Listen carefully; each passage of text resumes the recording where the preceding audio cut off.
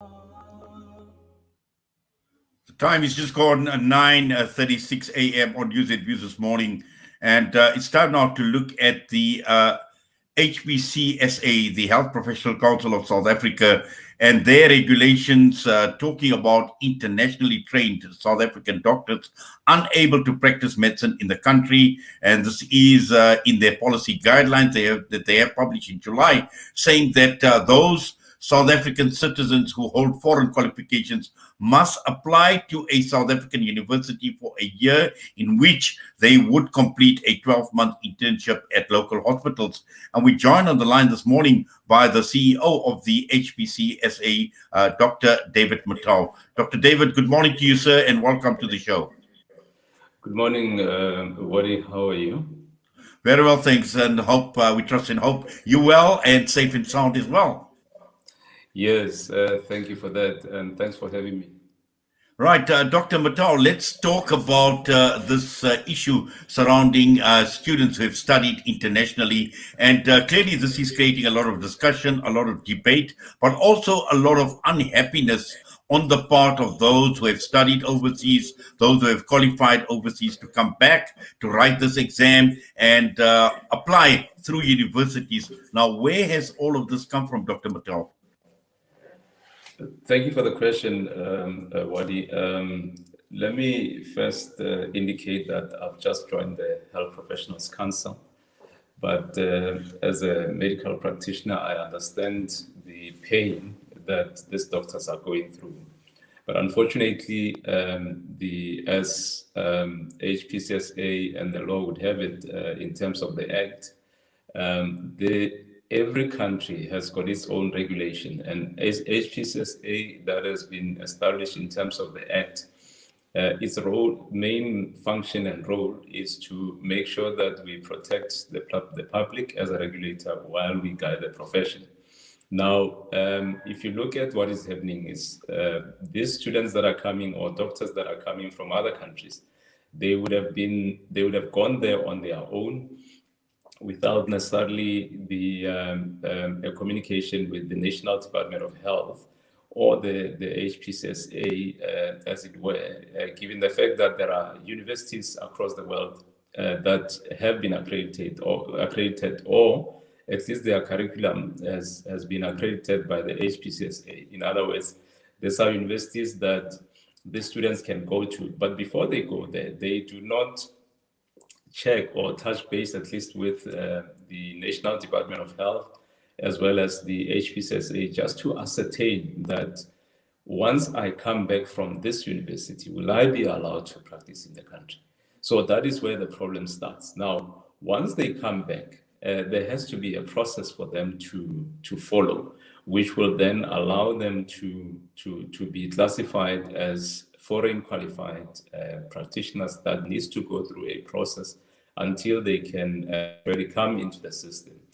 Need I also hasten to say that in terms of appointments of doctors, the HPCSA does not play any role there. What is happening is that the National Department of Health would have in their database a list of posts that will be available as for interns, as well as the community service. These are statutory posts that, of course, the National Department of Health would have. Now, based on that number that they would have, you then find that this foreign qualified doctors are not in that list, and that creates a problem for the National Department of Health.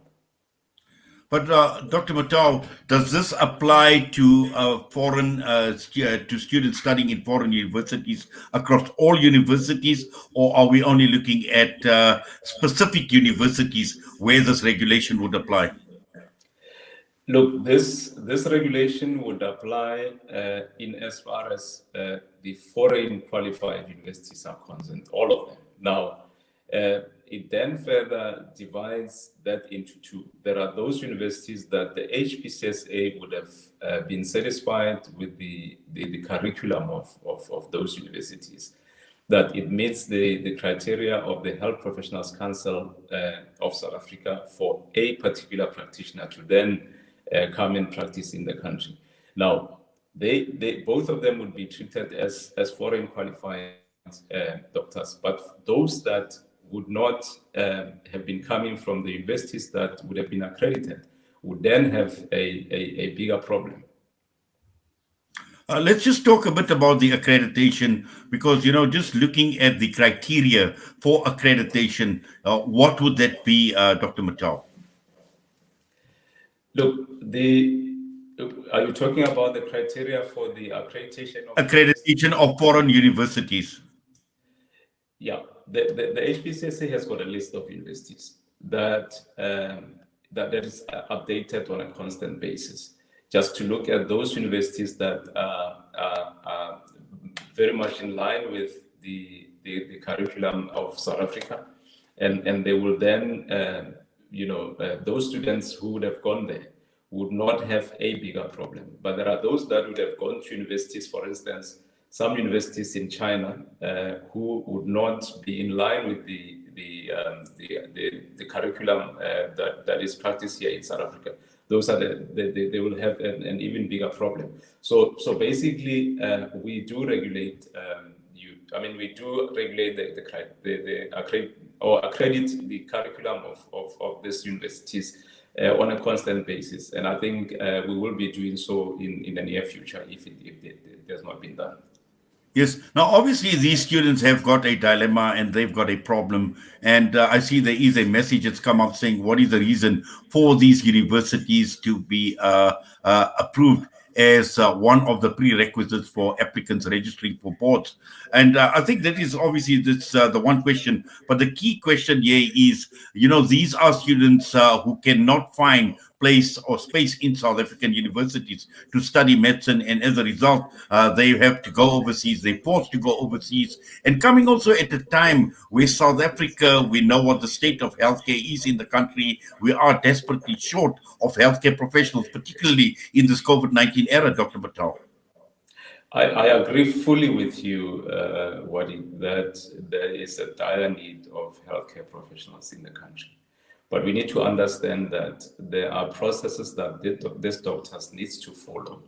And perhaps what I can indicate is that the HPCSA's role here is to ensure that these doctors do, or these professionals, as it were, go through a process of those exams, which are popularly known as the board exams. Now, perhaps what the problem has been is in terms of the speed within which this process unfolds for these doctors to then find space in the system and be able to come into the system and start working. So we really are looking into various ways of how we can fast track these processes.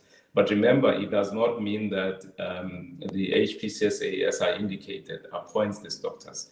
Once that process has unfolded, these doctors must then get into the pipeline of joining the entire healthcare fraternity through the National Department of Health.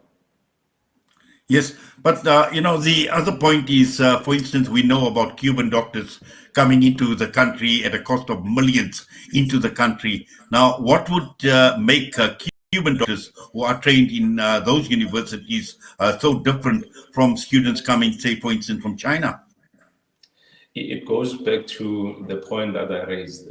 You see, the fundamental principle here is that with the Cuban doctors, there was a country-to-country agreement where the then late President Mandela and the then late Fidel Castro had an agreement that they will start this program. Now, what then happened is that the National Department of Health, and remember now, this was then put in the domain of the National Department of Health. Now, the National Department of Health went to Cuba, satisfied itself insofar as the curriculum is concerned, and agreed that this is the process that is going to be followed. Now, even those students had to go through a process. You'd remember that they had to come back into the country to do their final year in the country as a result of the agreement that was there. And once they had done that, they still needed to go through a process of an internship, 2 years, and then ultimately a community service for them to be able to then be unleashed into the public. Now, the issue here, and I know there's always that comparison. If you look at some of the students that went, in fact, all of them that went to China and many other countries, there's no country-to-country sort of agreement in terms of this. And perhaps that's a different discussion altogether. But to the extent that HPCSA is a regulator, we have to make sure that we protect the public whilst we guide the profession. And by doing that, we cannot just take anybody without satisfying ourselves that indeed this person meets the criteria. Because remember, we are established in terms of the Act, and therefore we need to make sure that things are done properly and that we satisfy ourselves that the public is going to be protected, as well as us being able to guide the profession. Dr. Motau, I'm just looking at two questions that were asked on the screen.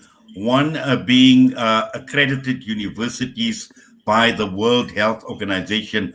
Are those the only ones that are recognized by the HPCSA? And the second question was regards to a list of accredited universities overseas. Is that list available, or was this list made, or is this list available made available to the public?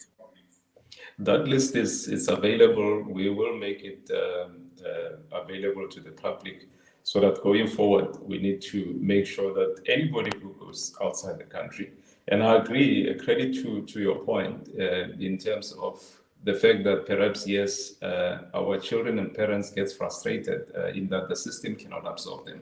But the reality is when you go into something, make sure that you've covered the ground insofar as where you're supposed to be going back to. To give you an example, and that is something that it's well known, and even the students that have studied in China know that very well. In that the universities, perhaps not all of them, but most universities in China would say to you, if you ask them to have the students doing internship in China, they will say to you, these students cannot practice in China. Now, what surprises then me is that, and everybody else, is that they are giving this knowledge or this training to our citizens and call them doctors, but those doctors are not good enough to can practice in China. That is actually a problem. That is why we need to take them through a process. They cannot be thrown away. They are our citizens. They are our children. They cannot be thrown away. But they'll have to understand that they have to go through a process that is within the prescripts of the law. Dr. Motau, I've got a caller online who'd like to raise an issue. Assalamu alaikum. Hi, good morning. Thank you, Good morning. Mr. Wadi, for having me. Morning, Mr. Dr. Motau. Salam. Dr. Pranav Singh on the line here. Yes. I'd just like to raise with Dr. Motau on his comments at his opening statements regarding the National Department of Health. There has never been any correlation between those who are leaving and the Department of Health. There is no communication between or regulation on who's leaving, and is the department aware of how many students are leaving to study abroad and so on and so forth.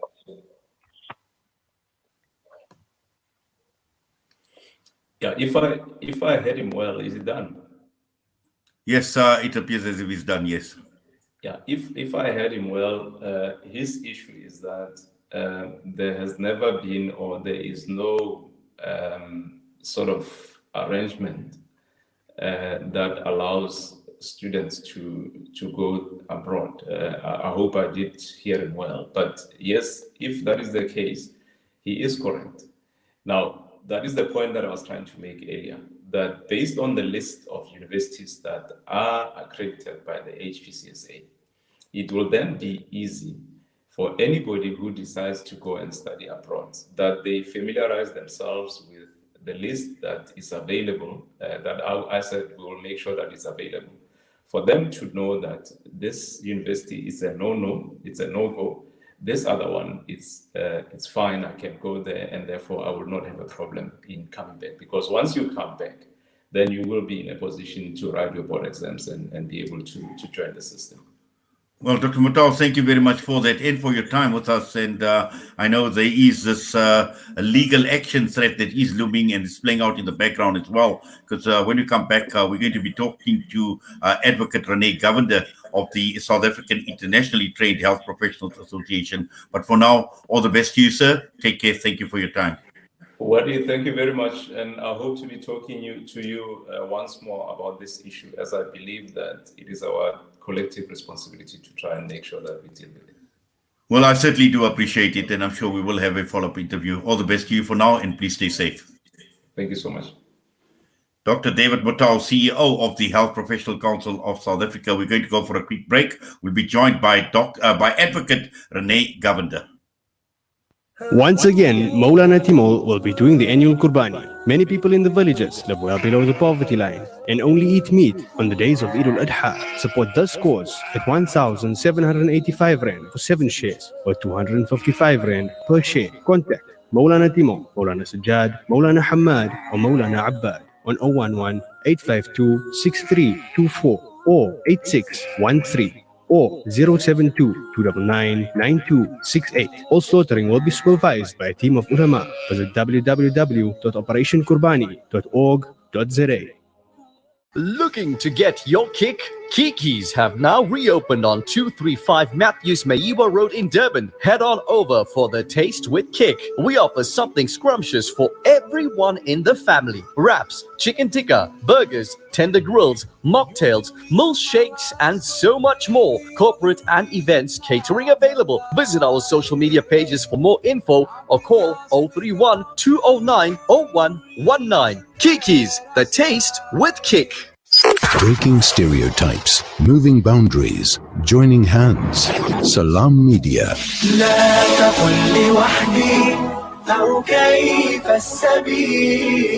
Humanity sets the agenda.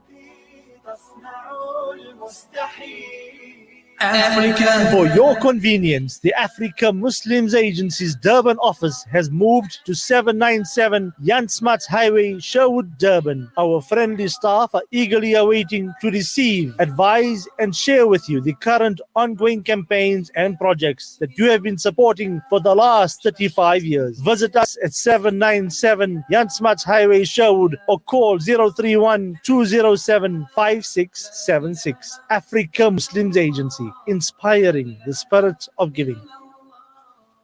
Shimmer, sparkle, captivate. Nothing less than a masterpiece.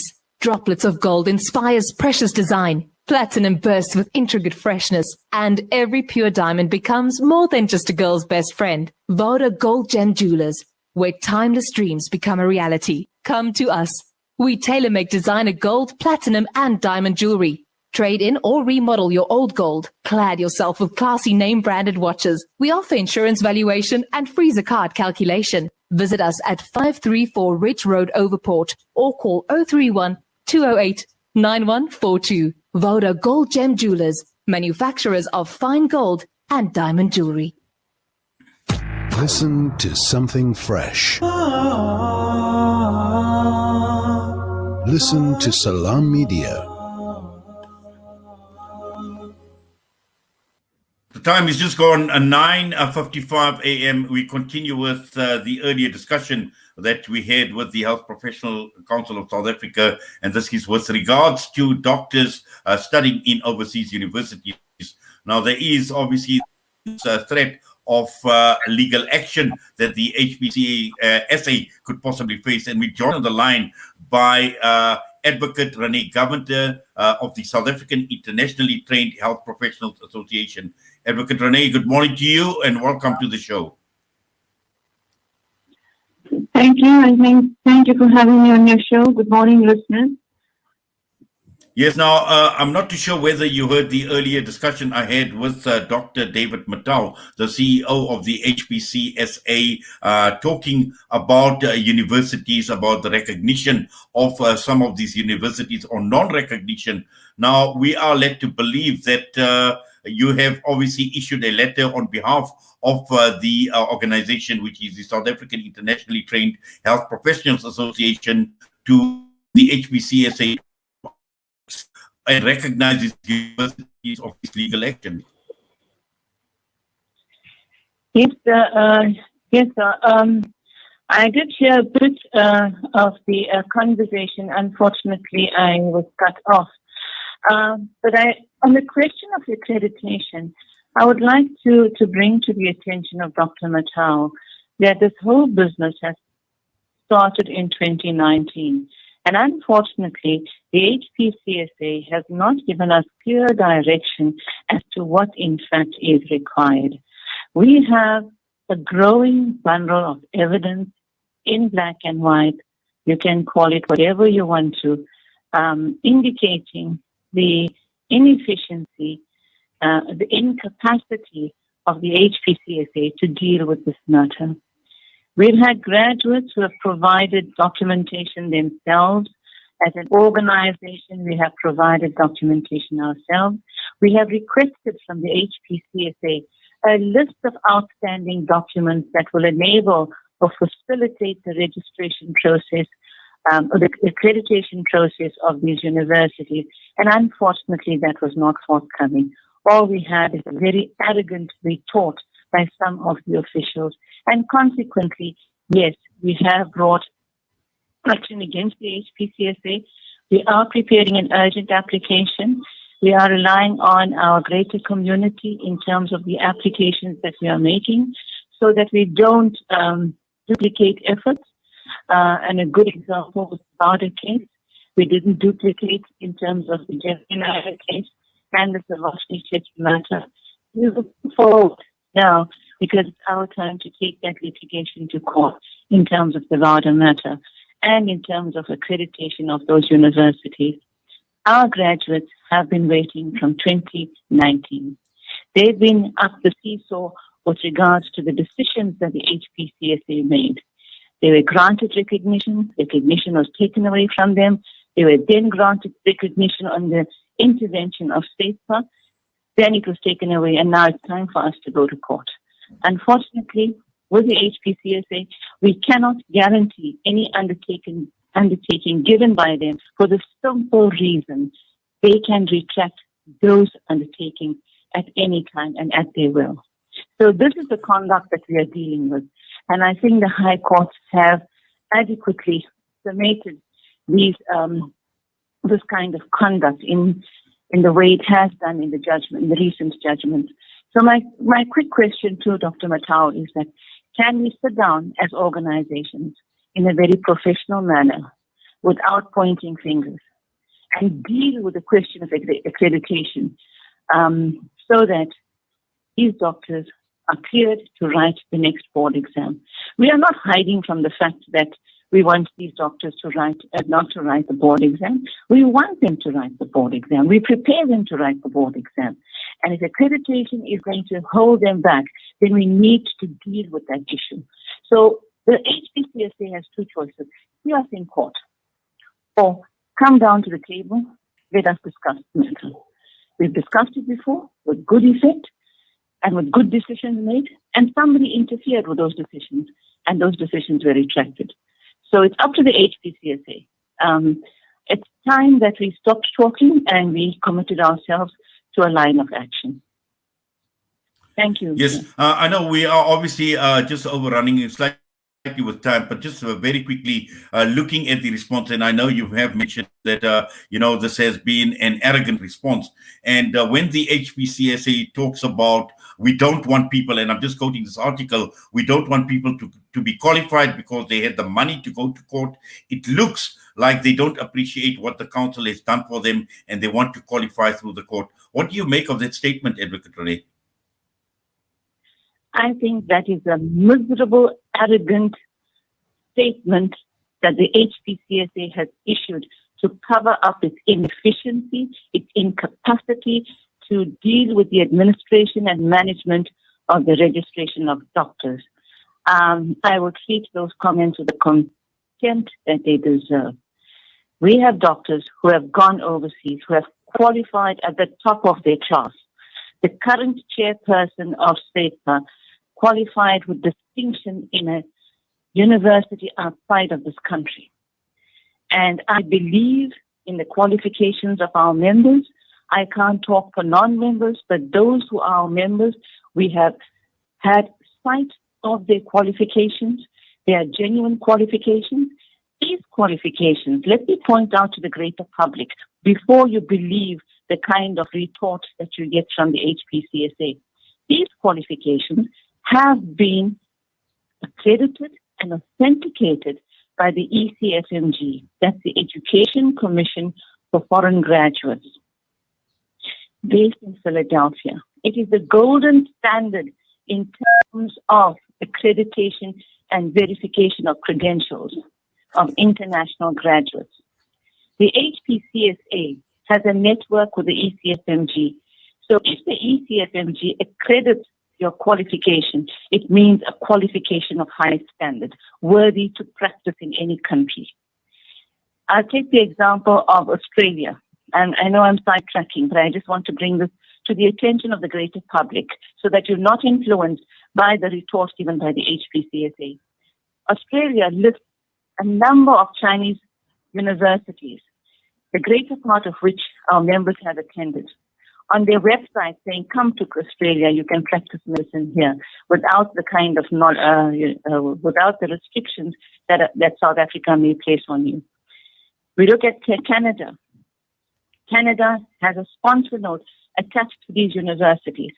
Clearly, Canada says to them, you are eligible to write the Canadian board exam without the hassles that they experience when applying to South Africa. So these are countries where the doors to registration are open. Graduates do not have a problem registering to practice in these countries. The same with the UK. There are graduates currently writing the UK exam, but are restricted from writing the South African board exam on the basis, superficial basis of curriculum review of these institutions. Now, the HPCSA regulation is very clear. It says accreditation by the ECFMG will enable or facilitate the registration process. Now, if it takes the HPCSA 3 years to evaluate a curriculum offered by a university, how long will the registration process take? So they must stop faffing around. They must stop giving us spurious answers, superficial answers to the questions, and get down and do the work of accreditation for the HPCSA if they want to. We can't have our graduates waiting for accreditation since 2019. It is unacceptable. It shows the inefficiency, the lack of knowledge of the HPCSA to handle these kind of applications. And that's the reason we're going to watch the space, Advocate Renee. Unfortunately, we have run out of time, but this is obviously an issue and a story that is not going to end right here. I'm sure we will be having updates and a follow-up discussion on this particular matter, particularly, especially, if the matter or when the matter goes to court. But for now, we thank you. We do appreciate your time with us here on Salam Media, on News and Views. All the best to you. Thank you. Advocate Renee Govender joining us. With that, yes, we must apologize. We have overrun with time, but this was an important topic that needed to be discussed, and there is a huge interest in this particular aspect with regard to foreign doctors coming back to South Africa. The time is just gone, 5 minutes past 10, and it's time for me to sign off. Inshallah, I'll be back with you once again tomorrow, same time, same place, on the Jumma Inspiration edition of News and Views. From myself and the team, Assalamu alaikum wa rahmatullahi wa barakatuh.